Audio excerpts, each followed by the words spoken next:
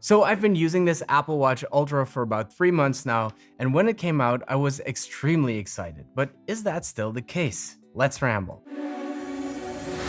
Hold up, things go wild when I pull up. They all on me like they want some. Hey, what's up guys? It's great to see you all again, and if you're new here, I'm Patrick, and this is where I ramble about tech and other stuff. So yeah, when Apple announced the Watch Ultra at the September event last year, I was both confused and excited. I mean, we knew something was coming, there had been rumors of an Apple Watch Pro or something along those lines, but I don't think anyone was prepared for what they showed us at the event. And that was a good thing because the rest of the event was a little lackluster. The new iPhone was, and the new AirPods, well, they're AirPods. But this thing felt new, the Apple Watch Ultra felt fresh, exciting, and for me, it's what saved the event from being a total dud. But it was kind of strange because the way they presented it is that it was a watch for adventurers, for mountaineers and scuba divers and endurance runners, and I'm none of those things. Yet, it was really, really appealing to me, and after a day or two of having that presentation living rent-free in my head, I made up my mind I had to have one. Now I have a theory about why that is, and I did a separate video on that. I will link to that at the end of this one in case you're interested. But regardless, I wanted one, so I ordered it.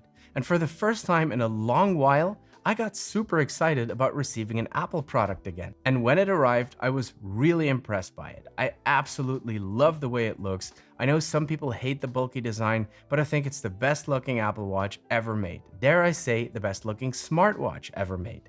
The titanium case, the flat sapphire glass, the big crown, and that bright orange action button, I was here for it. I absolutely love the new watch straps as well. I will get back to those later, by the way, because I do have something to say about them.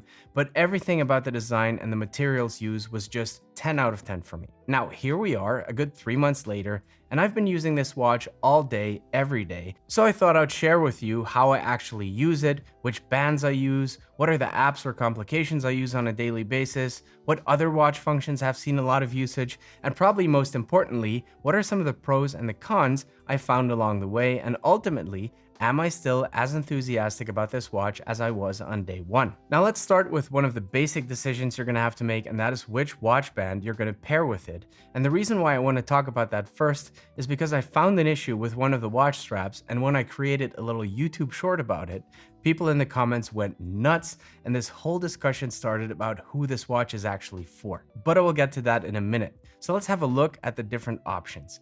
I don't necessarily have a favorite band. In my opinion, they all serve a specific purpose.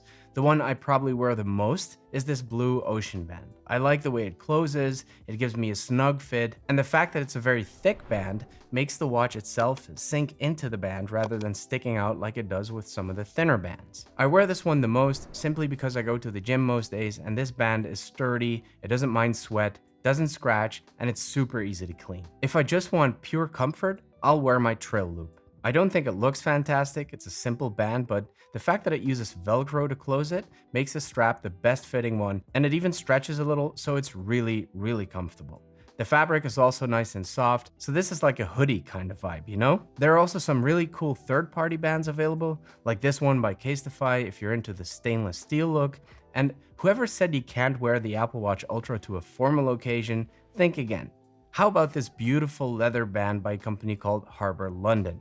I think it looks fantastic, even wearing a jacket. In terms of pure looks, of all the first-party bands, I like the Alpine band the most. This green one looks super nice and goes with pretty much anything. I don't mind the way it closes. I know some of you don't like the hook. I don't mind it. The only thing is that it doesn't come on or off easily, so if you take your watch off a few times a day, this probably isn't the band for you. Now, there's another issue with this band, and that is the fact that the clasp sometimes hits the watch and it creates this little micro scratches. The reason I found out about this is because I bought the wrong size, and so it kept hitting the watch constantly when taking it off. I got my next Alpine loop in a size large, and I don't really have this issue anymore. Anyway, when I noticed this problem, I made a little YouTube short about it. It got like 500,000 views, and there were basically two types of comments. One was a thank you comment from people that didn't realize they needed a larger watch band, and the other type of comment was, well, of course you need to buy the right size, you idiot, and why are you worried about scratching that watch in the first place? It's supposed to be a rugged watch. And that brings me to the big question. Who is this watch for? Now, I get their point. Like I said in the beginning of the video, this watch was marketed as the ultimate endurance athlete / adventurous watch. But I respectfully disagree. The way I see it is that this watch is the SUV of smartwatches. Most SUVs are marketed as rugged machines that are built for purpose. We've all seen the commercials for these cars blasting on an overland track, pulling through rivers, mud splashing everywhere, you name it. But in reality, where do most SUVs end up? They end up in some suburban driveway being driven by business people, by soccer moms, and the occasional rapper. None of them will ever take it off-road, and most of them will want to keep their cars nice and shiny and just enjoy the power and the pure quality it has to offer. To me, the Apple Watch Ultra is exactly that, a high-quality, high-performance smartwatch worn by Apple lovers that want to keep their watch looking pristine. Real scuba divers will not use the Apple Watch, and I'm willing to bet that endurance runners and mountaineers will choose something like a Garmin over this Apple Watch any day of the week. With that said, this is objectively the best Apple Watch ever made.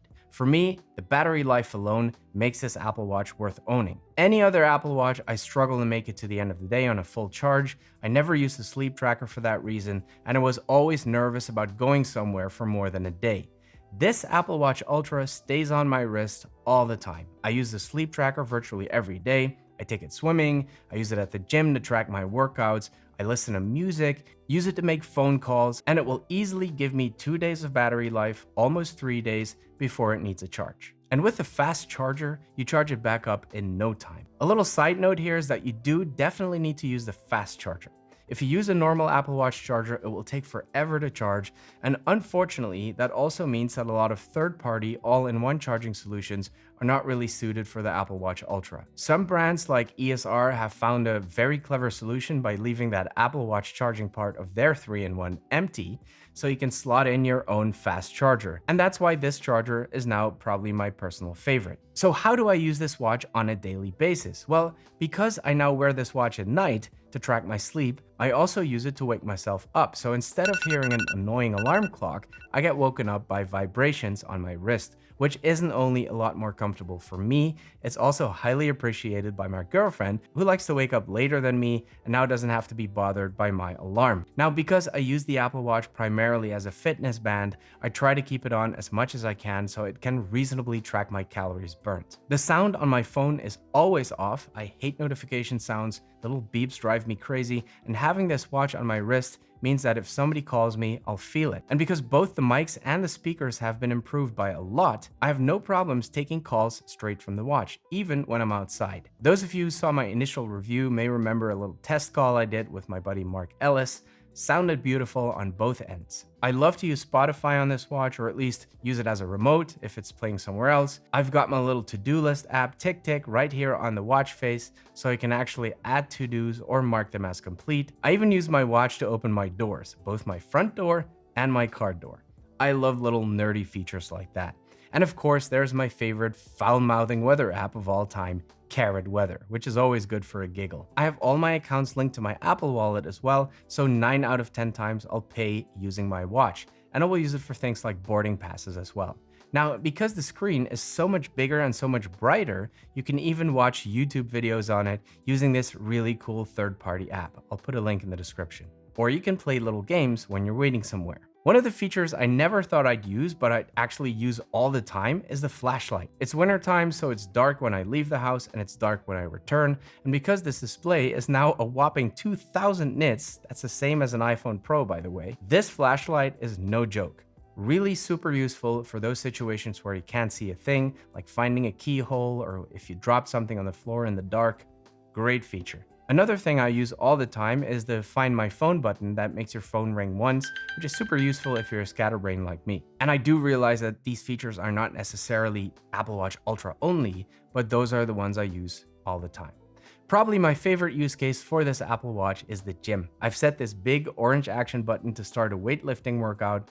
My AirPods Pro are paired to the watch, so I can listen to music without needing my phone. And if I do get an important phone call, I can just take it on my watch, and that means my phone stays in my car, which really helps me focus on my workouts. No more scrolling social media between sets. So am I the person in Apple's marketing videos? Am I the rugged mountaineer? No, far from it. There are no icicles in my beard, and I don't like scratches on my watch. But for me, the Apple Watch has been absolutely perfect. It is by far my favorite Apple product of last year, and I love it every bit as much as I did when I first got it. I have zero regrets buying it, and I can't wait to see where Apple will take this in the future. Guys, if you enjoyed the video, please give it one of these. It really does make a difference. Subscribe for more content. Thank you so much for watching, and see you in the next one.